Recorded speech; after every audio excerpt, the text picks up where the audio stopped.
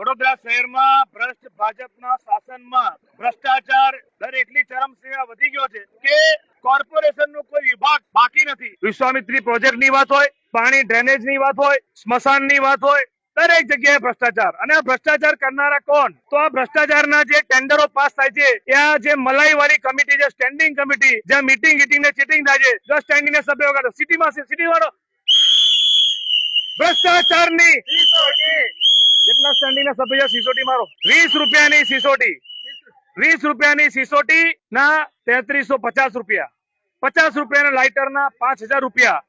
જે સ્મશાનમાં જીવતો ભાજપના રાજમાં પ્રજાને સુખ શાંતિ નહીં, પણ મૃત્યુ બાદ પણ જયારે સ્મશાનમાં અંતિમ ક્રિયા માટે જાય ત્યારે એક મૃતદેહની પાછળ 7000 નો ખર્ચો કોર્પોરેશન એટલે ખાનગી સંસ્થાને આપશે, નફો કમાવાની સંસ્થા।